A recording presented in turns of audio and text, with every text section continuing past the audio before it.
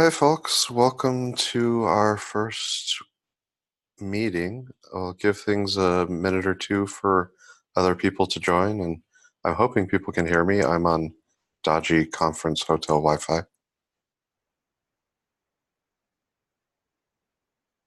Yeah, Tim, we can hear you. Cool. Thanks. Yeah, I can hear you, Tim.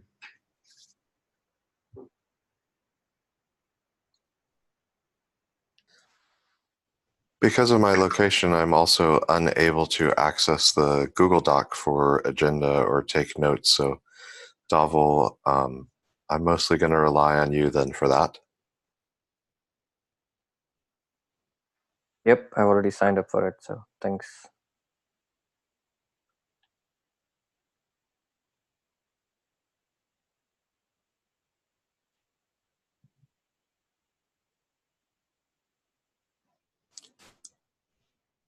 Well, I guess at this point we're a couple minutes past the start of the hour. We may as well get going. This is probably our initial set of folks, and we're liable to have a fairly small number of people just because we haven't done a whole lot of advertising. We're just trying to initially get off the ground here, so we may as well just get started. Initially, we were figuring that we'd do a round of introductions, so I guess I can start since I'm talking and it says I'm the host. So I'm Tim Pepper. It says Workgroup LTS on SIG, but I'm Tim Pepper.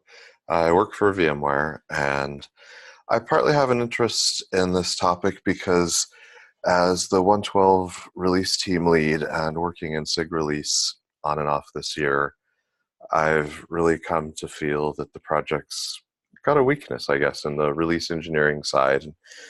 It was a constant struggle on each of the releases I've been involved with to figure out whether the artifacts we were building were correct and good, and making sure that they were consumable by kubeadm and others. And upgrade was a constant problem during the release. And just from that perspective, it had me realizing, like, well, what do customers experience then?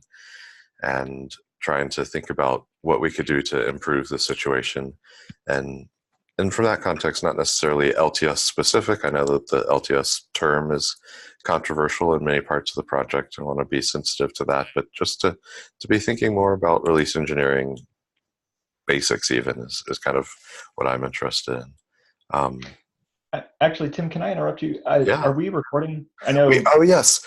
This is a public meeting, like all Kubernetes. This is being recorded, and we will upload to YouTube afterwards. So excellent. Please behave in accordance with the code of conduct. And with a small number of people, I wanted to make sure that if anyone is interested, you find it. Yeah, definitely. Yep. So we've followed all the standard Kubernetes project Zoom guidance and that sort of stuff. So as soon as it started, auto recording and all of that. So yep. So with my intro there, Nick Young next in the list. Sure. Hi, I'm Nick Young. I work in Atlassian's Kubernetes team. My interest in this area is as a user. We've been users of Kubernetes for 3 years now. So we've done quite a lot of releases in that time. Personally, for us, the actual process of rolling out is relatively painless. But we're starting to get a lot more adoption of service-based workloads, and people are actually starting to use the APIs a lot more. And so, the version skew thing is becoming a problem for people. And so, I guess I feel like I'm trying to be here to help with representing the end user perspective as someone who hasn't spent a lot of time working on the mechanics of it, but feels the pain of actually having to upgrade. Yeah, excellent. That is a critical persona in this story here. Next on the list, Davel. Are you muted? Yes, I was, and I was trying to write the notes, recollecting what Nick had said. So, Nick, if you could add some whatever you said while I give my own introduction. Hey guys, this is Dhaval. I work for VMware as an engineer there. I started with Kubernetes project in 1.2, maintained the vSphere cloud provider from 1.2 to 1.4. Then I became an ops, or as you can say, I went to the dark side and started maintaining a Kubernetes cluster from up to 1.11. 1.10, 1.11. Last upgrade I tried was 1.10, 1.11, and you can see 1.4 to 1.11. I had a lot of upgrade experience running clusters, writing extension schedulers, controllers, operators, etc.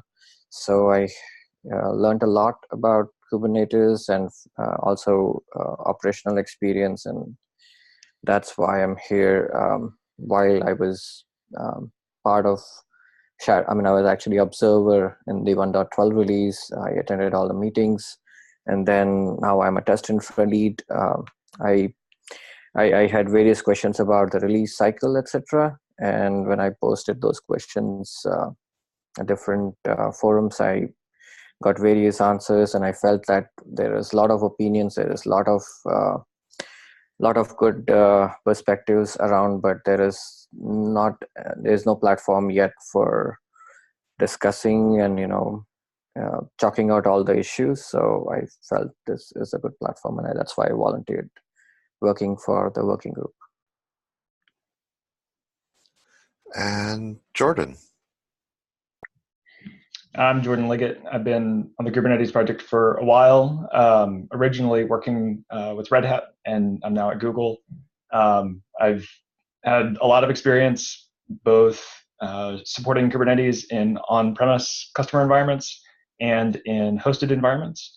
And I work a lot with the API, the REST APIs, and then also the config and storage APIs, and consult on a lot of the designs around compatibility and making sure that as we make progress, we don't do it in a way that leaves our users behind. And so I am very interested in improving, kind of leveling up the game of the Kubernetes project to get beyond what we do today, which is just, here's a bunch of binaries that have some behavior, and you can either use like kubeatom, or you can write all your own scripts and try to read 70 pages of release notes every release. Leveling that up to give the people who are writing their own release scripts better tools to understand what they need to react to, or ideally like consume something in an automated way that would let the project make progress, but also be nicer to our users. So I'm excited to hear about, Nick, your experiences, and I think the information gathering part of this is going to be really useful. And you also wear a security hat, right? Yeah. So I a tech lead for SIGAuth, and so that kind of has interesting compatibility implications, making sure that as new features get added, we don't automatically expand or expose clusters that thought they were previously really nicely locked down. It's kind of the flip side of the same compatibility progress issue.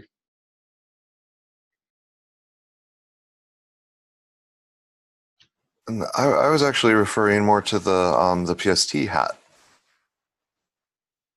Oh, yeah. I'm also on the product security team. So we get reports of security vulnerabilities and manage fixing and rolling those out in the supported release streams. And that was one of the things that sort of caught my attention working on the release team, was that there is a set of a set of people doing that. And I know y'all are working on sort of broadening that set out now, but prior to that, I wasn't really aware of how the actual process worked for doing backports to whichever support streams exist. And I feel like as the project is growing and maturing in adoption and eyeballs, that based on other experience in open source projects, it invariably leads to more things being noticed.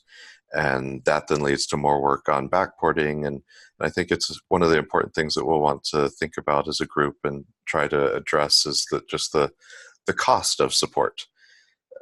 Whatever it is most basic, one of the key aspects of support is backporting to some particular support branch, critical fixes such as security fixes. And as the volume of those things goes up, which I would just, again, based on kind of industry standard, would expect to be something that happens, that means the cost of doing those backports goes up. And it's something that in the more, I guess, established traditional sense of LTS, where you have maybe even a multi-year support stream, that could become very significant over time and would be something that we as a project need to figure out how to manage. Last on the list then is Lubomir, somebody who knows about this from the KubeADM side. Hi, this is Lubomir. I work for the same office as Tim Pepper in VMware. Like Tim is saying, that my primary interest is the complete public end user outside of the company. And this is something I want to follow, how LTS is going to progress and how it's going to affect the outside of the corporate model. And I'm probably going to try to help with random bits here and there and ideas. So also, Tim, thank you for staying up so late. To my understanding, it's 1 a.m. in the morning for you. That's correct. And it's also quite late, I think, or quite early for Nick. Yeah, it's 4:15 for me. Yeah, so one of the things that we need to discuss as a group, Dhaval and I, as we were talking initially, we just sort of threw out this 9 o'clock Pacific time, and in the community calendar, it happened to be one that was free, but that doesn't mean it's a good time. Could quite well be free because other people don't want to go to meetings at that time. So I'm in KubeCon China this week, and it's obviously, as I can attest, a poor time for people in Asia, not much better in Australia.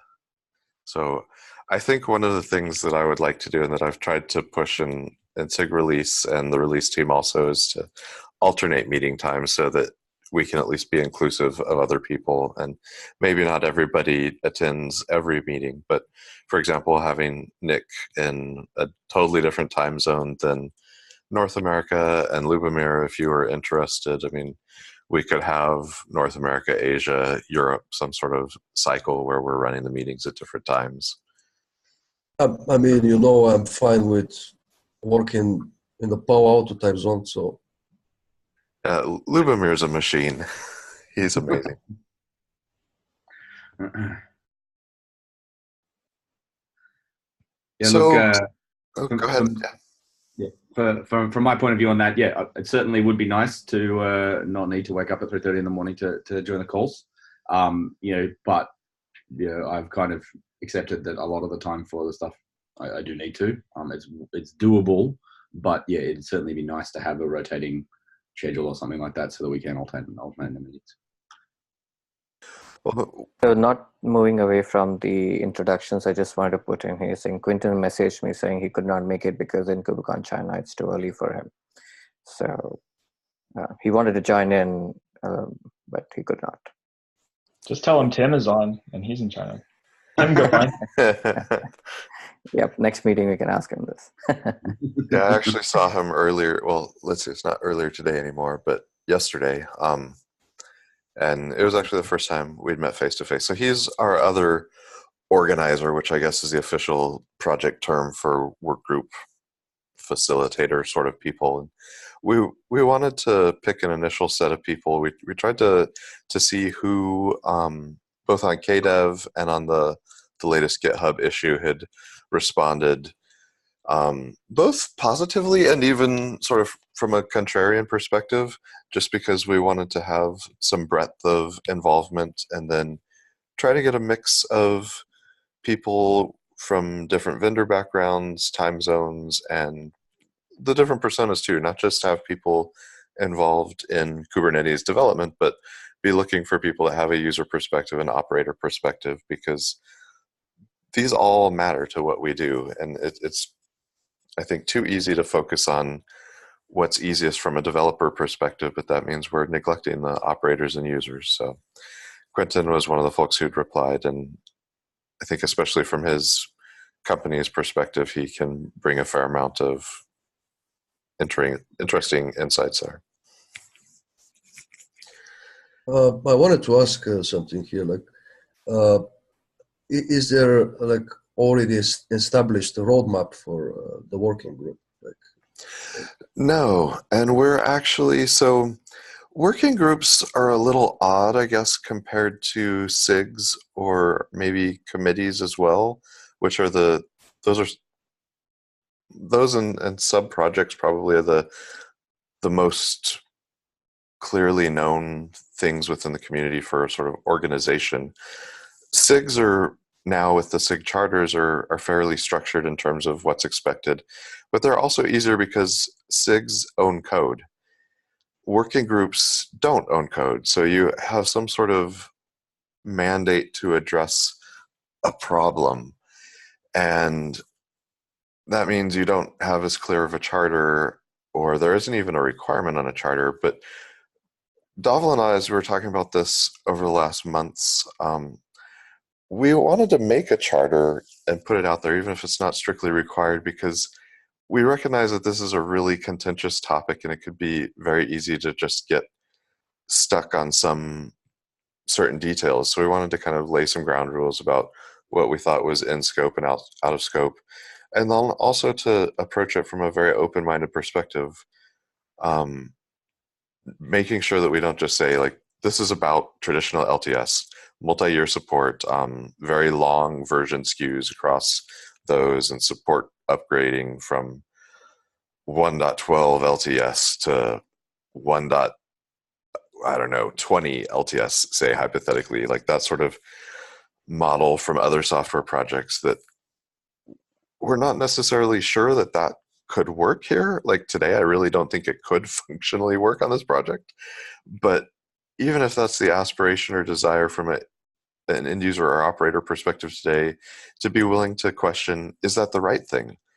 Should we innovate and do something different to figure out a way to get stable upgrades and support for users, but with some sort of different scheme? So trying to keep things open-ended and articulate that in a charter, just to make it clear that we are doing an investigation, that we're not just setting up the mechanics of that traditional well-known LTS model. So we've gotten a little bit bogged down, like already thinking that we're gonna get ahead of some of the bike shedding concerns. Of these bike shedding issues are cropping up in the PR just to put the working group in SIG's YAML and add the charter to the repository. So I am completely unable to pull up the PR, but Dhaval, could you maybe post a link to it? Or if you search NK community for open PRs with LTS, I think you'll find it. I just put the link in. Okay, cool. So for those on the phone, I know Nick, we'd sent you a link to it earlier, but Jordan and Lubomir, have you read through what's posted there? Do you have any thoughts? Yeah, I read through it. I think the two things that would be helpful to make clearer are who needs to be involved in the discussion. So we talked a little bit about it, like with the personas and things, but I think Brian's comment on the PR was specifically around like who in the Kubernetes project needs to be involved to make sure that the outcome is like actually workable. that what we come up with as a recommendation or direction has taken into account the impacts and adjustments that would need to be made throughout the project. So I agree with your comment that like pretty much every SIG could be listed as an interested SIG, but the ones that deal specifically with like the API and the primary clients and the kubelet and version skew, like those are the ones that I think would have the most direct input to say, like, here's where we're at today, for XYZ to happen, here's what would need to change. And so we'd want to make sure we had representatives from those groups. Yeah, I totally agree. Those are the most core ones from a technical perspective for the control plane. I think there's a couple of, so to even back up a step, there's a couple layers here. The first one was a number of people were saying don't list much there because at this point, just for bootstrapping, anybody that we list has to approve, and people were saying you're going to spend a couple months just trying to wrangle getting the initial PR through. I'm less worried about that. I'm fine listing a bunch or more, and the only reason I haven't gotten to Brian's comments is that I've been on dodgy Wi-Fi since Friday when he posted them, and complicated network routing. But yeah, I agree. But then beyond just the bootstrapping process, then as we're doing discussions, there's understanding from a technical perspective, like at an API level, how we figure out what is workable. So definitely the ones he listed are totally applicable there. But then the next layer is if we were to operationalize something for a change, then those are the ones that I'd started with from based on my discussions with Sig Release and Tim St. Clair and folks on the cluster lifecycle perspective, because at the core of what we talk about for a potential change, it ends up hitting the users from a cluster lifecycle perspective. So I think those are critical. I actually didn't mean that you should remove the three that you listed. I think that's actually a good way to break it down. Like which SIGs are the most core to the areas that that add complexity to this type of process, and then which SIGs are the most involved in the processes that would help deliver and test and ensure that whatever solution we come up with, operationally works. And so maybe summarizing it that way, like I kind of splitting them into a couple of groups like that. And then I think the I'm still stuck on cloud provider as sort of a canary one as we're splitting the monolith. And I think then we're also going to end up bumping into network and storage, and Node already covered. But the reason I look at those three is CRI, CNI, CSI, whatever happens there for interfaces, API changes, or over time, like thinking about over the coming years, and providers being out of tree and multi-vendor, whatever the support matrix is, and as we're freeing things to work on their own cadences, there still has to be some way where integration is viable. And I think that at that point we have practically the whole SIG list. Yeah, it might help too to kind of break the phases of what we're hoping to do in the working group down into kind of an initial like information gathering phase, like talk to users and cluster deployers and find out like what for X releases, like what broke in this release or what caused problems in this release, what would have been helpful in this release, like as you were transitioning from version X to version Y. Like an information gathering phase doesn't yet and that kind of feeds into what you were trying to do by like avoiding assuming an outcome. And if we're just in the information gathering phase, there's a set of people that need to be involved there. And if we come to the conclusion that we actually don't want to support greater versions SKU, then maybe we don't need to get some of those other SIGs involved, right? That's true, yeah. So like kind of phasing out, like first phase is information gathering users and these like kind of core control plane SIGs. And then the second phase is evaluating the information that we gathered and said, all right, what problems do we see? What are various solutions, right? Greater version SKU, long-term support, possibly. Better upgrade tools, better artifacts for people who are upgrading, better testing around upgrades, possibly. Like at that point, we can kind of have a phase where we are throwing out solutions and thinking through the pros and cons. Yeah, exactly. And at that point too, I think the stakeholders that are needed for any specific thing become much more clear because we're into the standard KEP process and we know how to pull in the right Yes. stakeholders at that point. But yeah, this initial information gathering phase, we could constrain maybe into particular pockets that we do some pointed surveying of. That would be my recommendation. So you actually do name specific people you're going to engage in SIGs and groups. And then you have an initial set of like, here are the tasks we're going to do. And then when you reach the end of that list, then we will decide where we proceed from there. So it keeps it clear, but also scoped. Yeah. And one of the things that we had hoped was to get more group consensus. Like we partly threw that initial charter draft out there just to like say like, here's some words, but we really hope then that as a group we could decide these specific things. What do we want to do for a phasing and how do we want to do the specifics of that? Yeah. You said 2 comments. I think we got the first, just The first was identifying the group specifically, and the second was being really clear about what the first phase of tasks would be. I wanted to make a comment that this PR is going to take a while to get merged because of the bike sharing.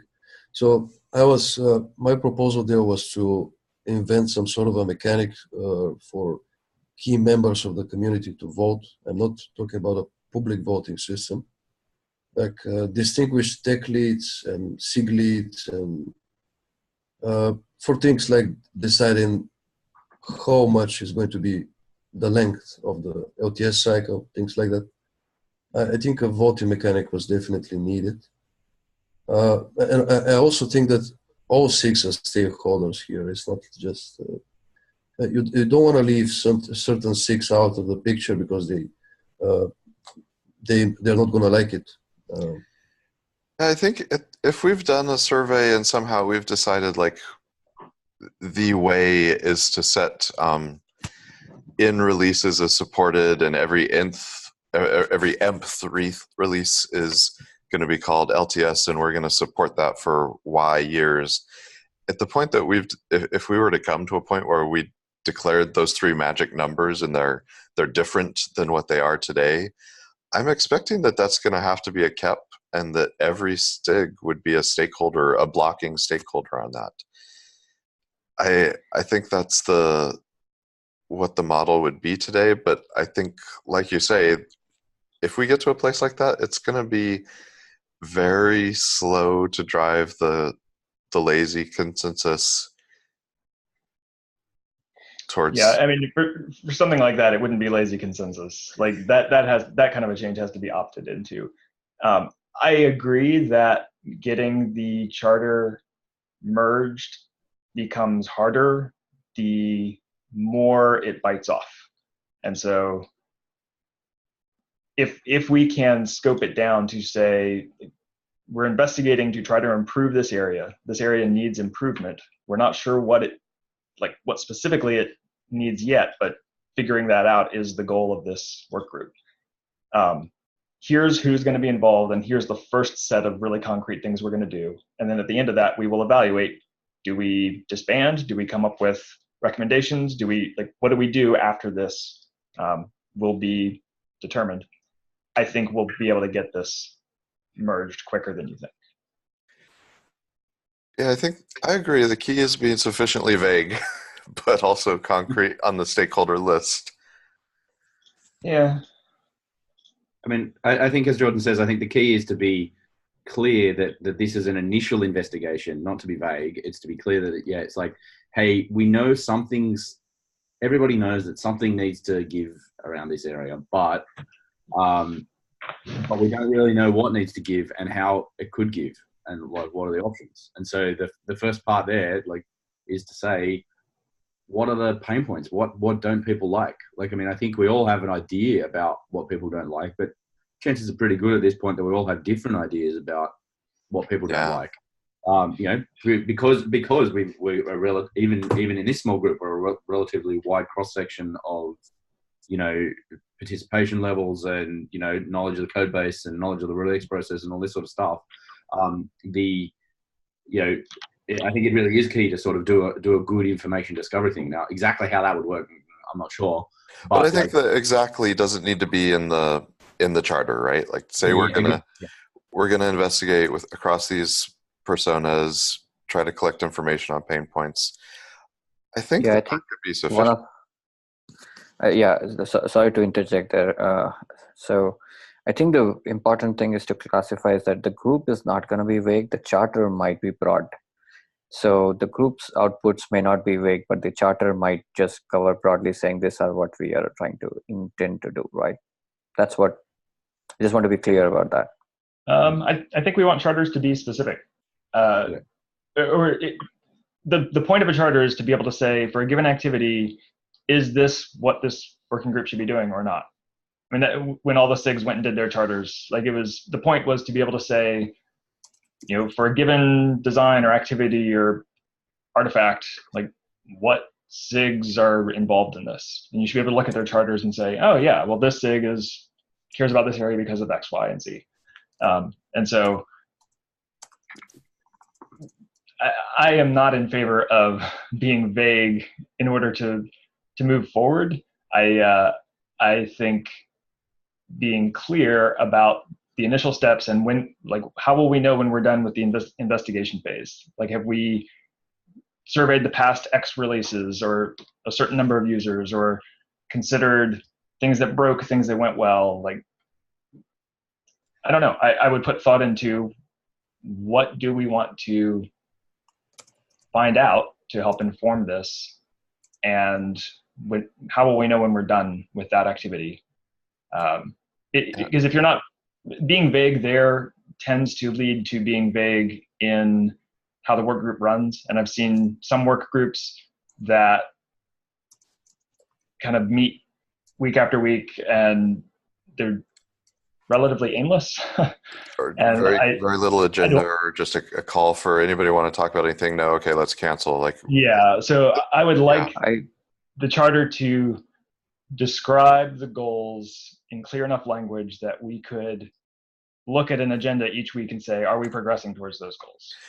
I think I'm probably, to some extent, misusing the word vague, but I was meaning it like there's, I guess maybe to make an analogy with waterfall and agile, like if we're going to time box the working group to sort of maximum a year, say, like to throw that into the charter, I think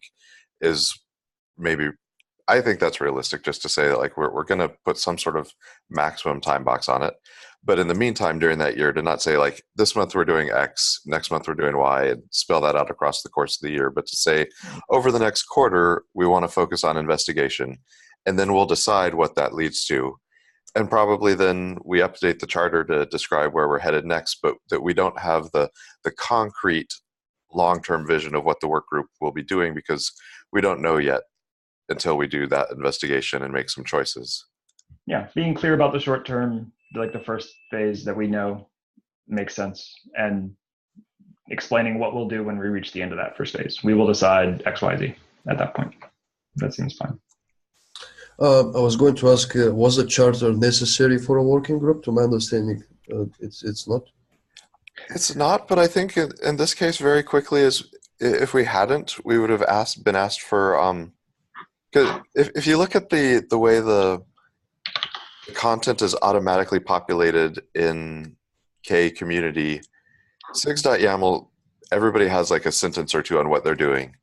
If we tried to describe in a sentence or two that automatically flowed into the generated README for the working group, like I don't think we could capture concretely enough for people to say, yes, I understand what this working group is going to be.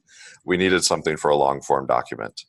And then that starts to look like a charter in the community. So it's not strictly required for a working group, but I think for this one, for the level of confusion that we could generate and end up not having concrete specific outputs and getting somewhere in the end, making some positive change and what the situation is, we had to start writing something down. And the clearer you are about what the initial work is going to be, I think the better representative of a group of people you will get involved. Because if you're saying we're going to be doing X, Y, and Z, if you have opinions and thoughts, come participate. Like that is more compelling than something that is hard for people to understand what you're doing. And they're like, well, I don't really feel like going to another working group if I don't really understand what it's doing. So yeah, something that you can tell people, here's what we're doing. If you have opinions and want to participate in where this goes, get involved. I wanted to ask, is there like, historically, is there a way for the project to query the companies and users about, like you were saying, Jordan, about the past experience with upgrading? Is there like established mechanic for this? It's not formal. I've seen emails to dev and user lists. I've seen surveys sent out. For something project-wide like this, those are probably the most reasonable avenues that I've seen. For more scoped things, I've seen people take a proposal or a design or a survey around to a bunch of different SIGs. So like hit 6 or 7 different SIG meetings. But for something where we're wanting to get users and deployers and external companies involved, probably the public communication channels is the best I've seen. Yeah, from the SIG contributor experience perspective, as we are querying users, we've used surveys and used our standard communication formats just to announce, hey, here's a survey, and try and remind people as well. That then CNCF does surveys on occasion of the ecosystem. I think that could potentially be a path to operators and users more broadly.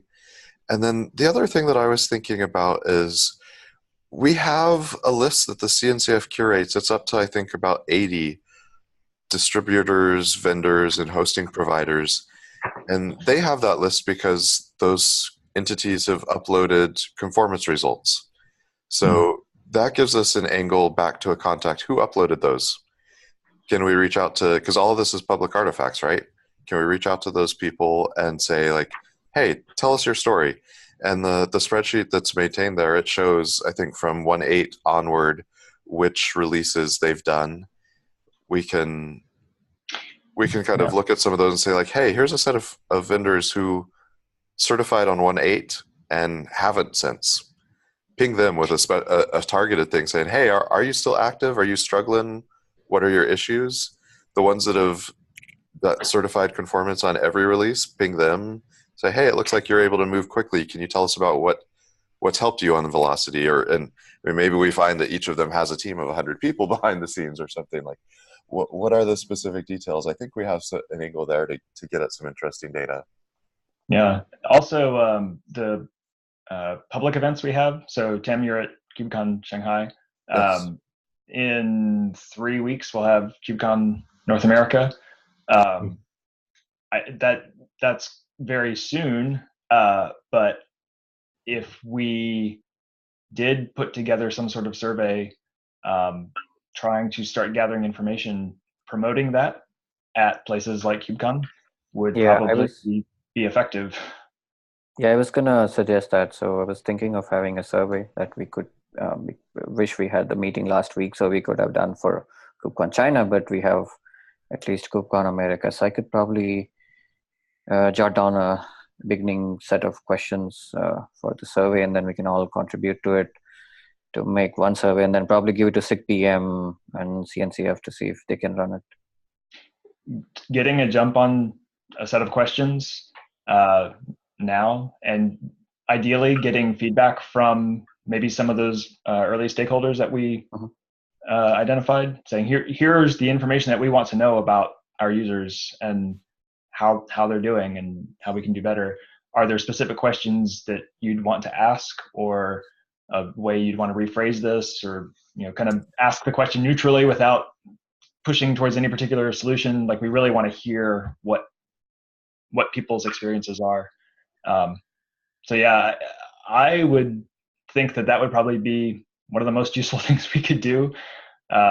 if we can get an early jump on that this week and get feedback next week, so it's actually ready for KubeCon. That sounds great to me.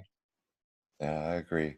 So going back to July, I think when the call for papers for KubeCon was out, I was working on the 112 release still and was incurring the pain of just the simple or not very far version skewed things in our upgrade testing there. And it was really on my mind, this idea of, well, what is a Kubernetes release? Because we're also working on the release notes drafts, and what is meaningful from a user perspective for version skew and upgrade, and what do folks want? So I had put in to the CFP from a SIG release perspective to have a discussion in our deep dive session on support and the LTS concept and what users want. So tomorrow, Thursday, I'll be leading the SIG release deep dive here and hoping to get some feedback from Chinese or Asian broadly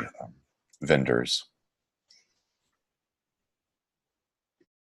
I think what we need to do as well is like do some research and like how has been LTS managed by large projects in the past, like Linux, like Qt, like KDE, like how are they managing LTS releases?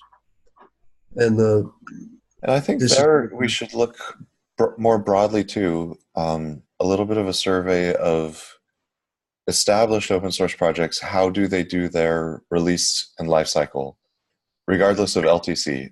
Are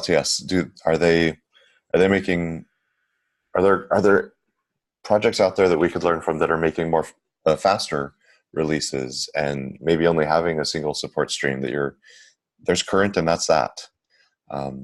There are other models out there, and just because the LTS model is one that is familiar doesn't mean that is the only way.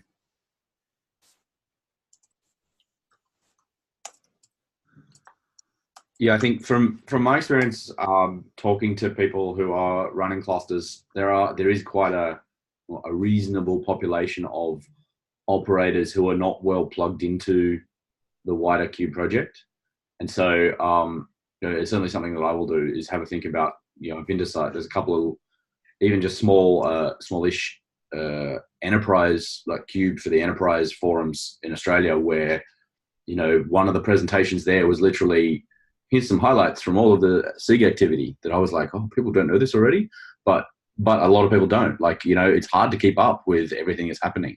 It takes a lot of effort, and so that it might be a little tricky it might take a little while for that to trickle out to things. But yeah, like a CNCF sponsored survey would probably be a great way to reach some of those people as well.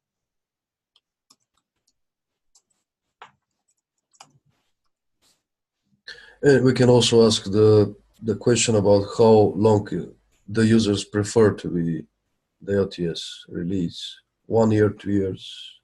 Yeah, I would avoid asking that question up front. I think that presupposes LTS releases. Yeah. I really do want to understand what is problematic around upgrades, but I think LTS releases are, in my mind, a last resort. That is kind of an admission of failure to provide software that can be upgraded.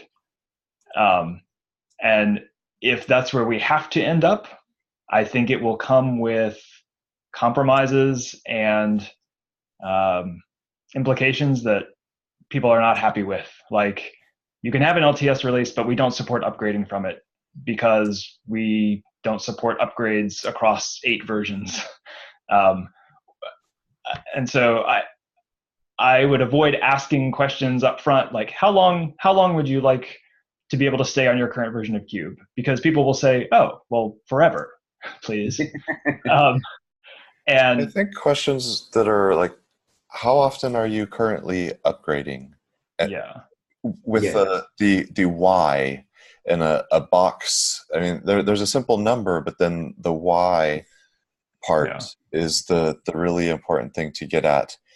is it problems? Do you have, there's also a big spectrum of reasons why people don't, but some portion of them here I think are going to come back to the velocity of the project and quality, but there's other things as well that we aren't going to have clear visibility into. There's policy that a company might have on site, for example, for various reasons. And there are external things that we can't control, but I think identifying those then can give us a sense of the severity of those and whether we might choose to then say, okay, these types of things are simply going to be out of scope, even as an option, as opposed to saying that we must go and solve those problems.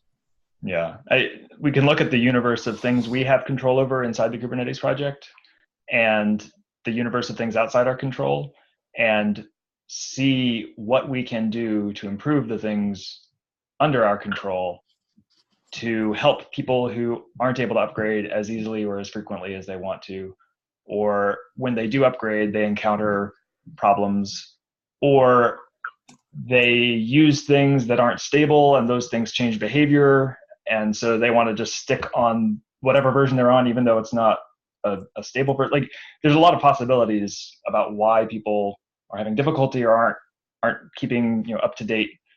And I think the first step is understanding why before we start proposing solutions. Yeah, I think that stability issue, I mean, I can totally imagine a user that is constantly trying to upgrade and manages to get to stable production once or twice a year, even though they've got multiple staff constantly trying to roll forward because of weird interdependencies. Because we also, I think one of the things we're going to have to talk about at some point is what is Kubernetes and what is a release, because from the core control plane, it means something very different than what an end user actually deploys across all of their cluster, the fully integrated set of things that becomes a usable cluster.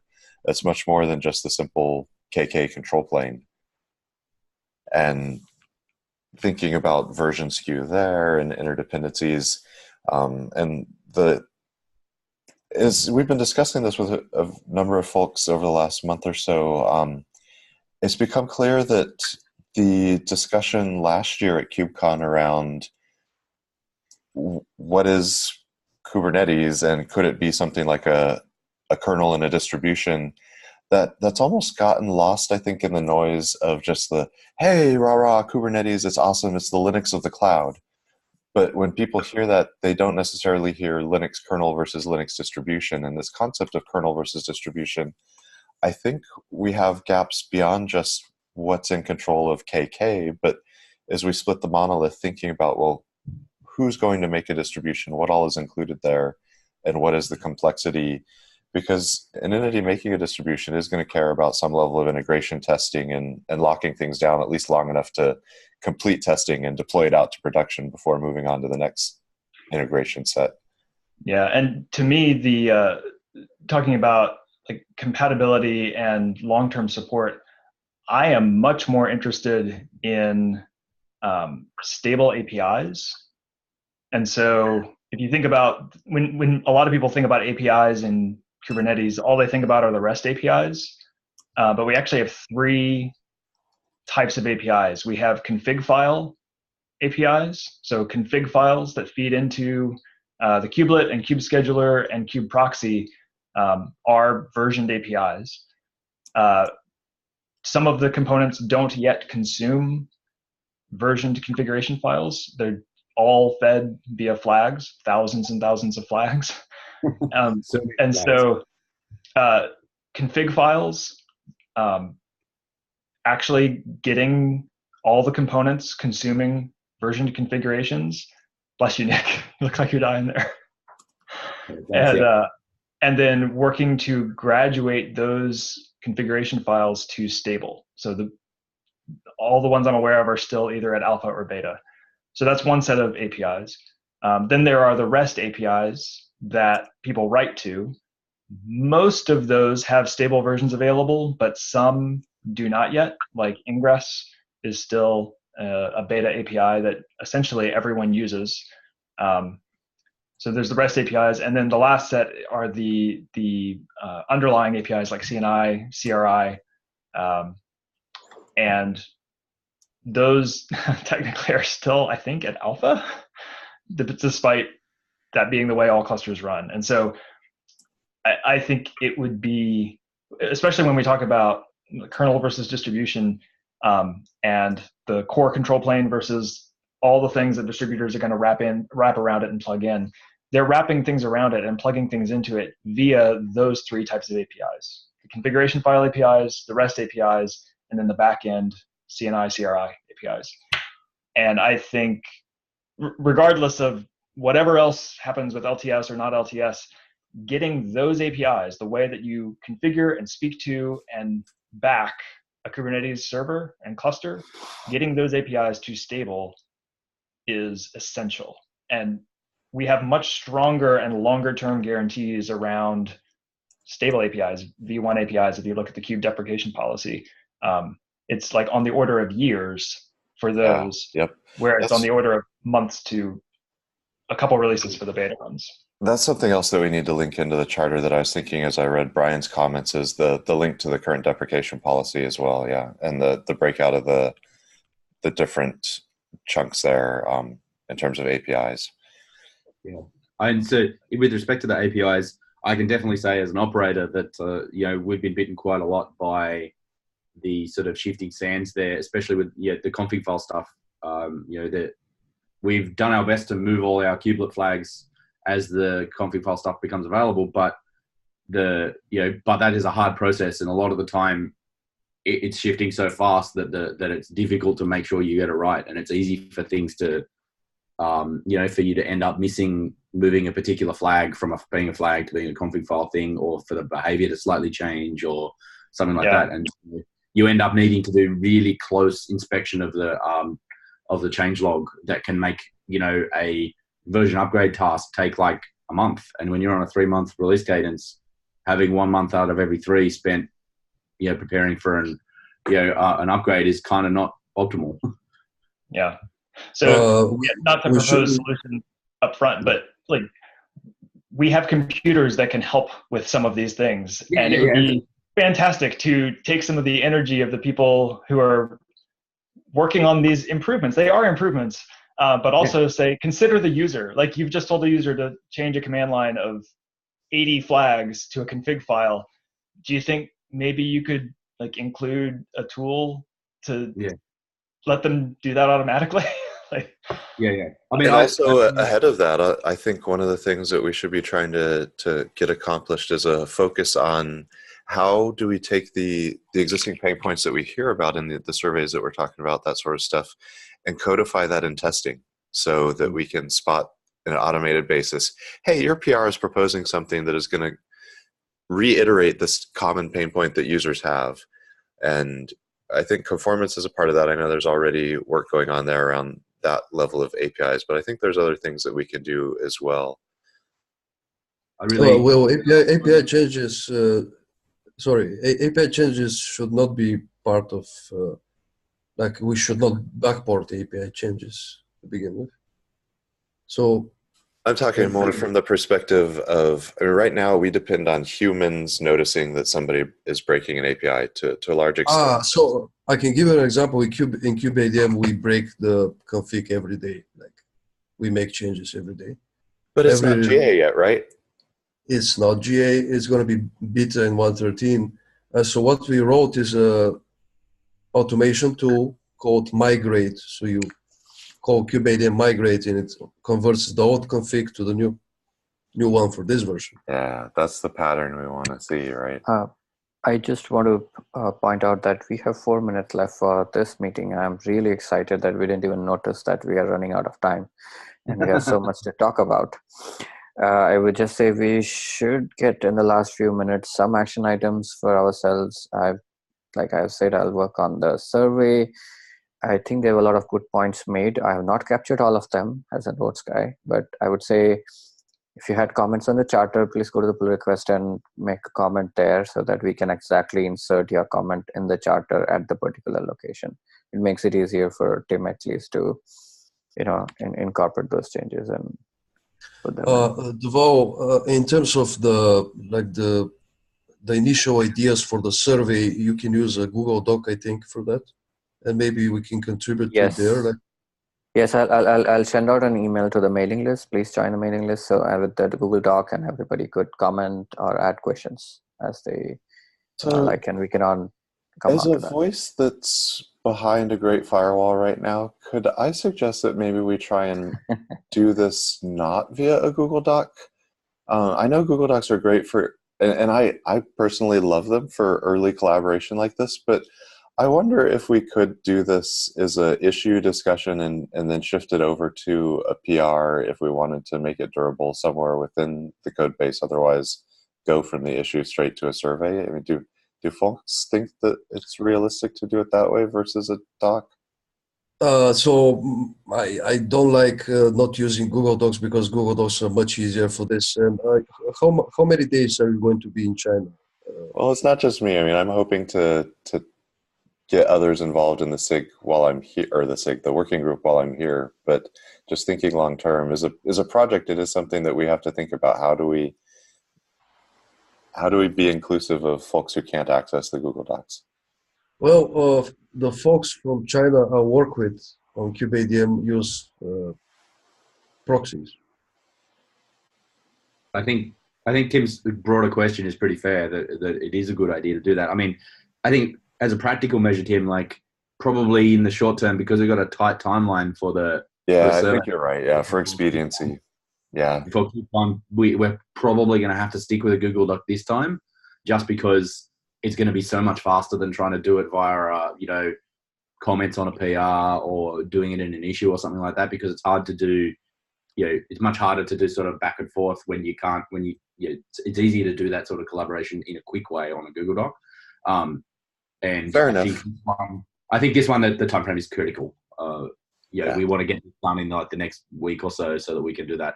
I would say the other action item, I mean, I can maybe take it, but I don't know if my time zones will work, is codifying something a little bit more about a meetup at KubeCon US, or a session, or something in the current contributor summit or something like that. I'm not sure if we've got anything in any of the times there, but given that we're only really just formed, I rate it as unlikely. I would say that's probably the other thing that we need to do, is to make sure that there is definitely a session set aside somewhere for a meetup. I can check in Contribex and see if it might be possible still to get something squeezed in. If not, actually in KubeCon EU, we had a hallway track conversation where we had probably almost a dozen people that got together to talk about, ostensibly it was what can we learn from the OpenStack community, and it very quickly got into a support lifecycle discussion. So and LTS specifically. So I think it's totally viable. It's very often the case to have a circle of 50 people just having a hallway track conversation on something targeted like this. So worst case, we could do that, but it may be possible to get something officially scheduled. So that's 3 specific action items. So I'll take the one on looking at a forum at KubeCon. Davel's going to start a Google Doc draft, and then everyone, any comments on the issue there around the charter, and then as I'm able, dodging network aside, I will try and get those amended on the PR and iterate there. All right. Thank you all for the conversation. Lively. I've expected that we'll have very lively conversations because of the nature of the topic, but I think we are at least moving forward on a few specific things, and I'm really looking forward to the next months of information gathering. Yep, and whoever has access to the Google Docs, please update the notes sections, which I may have misrepresented or misunderstood or completely not heard you. So you can go to the docs and probably correct. And it's shared out with the Google group. So if you don't have access to the link there, it's because you didn't join the group and normal SIG stuff. Yep. Working group, whatever. The comments are super detailed in the Google Doc. Thank you, Devo. Yeah, I missed some of them. I've tried to track Tim's all talks, and I've ignored some people because I know you guys have access to Google Docs right now. So some of them are missed. Please add them. Okay.